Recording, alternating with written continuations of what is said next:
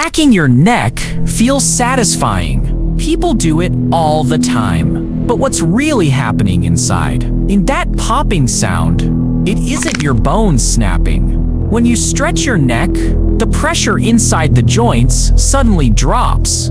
Tiny gas bubbles form in the fluid between them, and when those bubbles collapse, that's the pop you hear. Most of the time, it's harmless, but doing it too forcefully, too often, can strain the joints over time.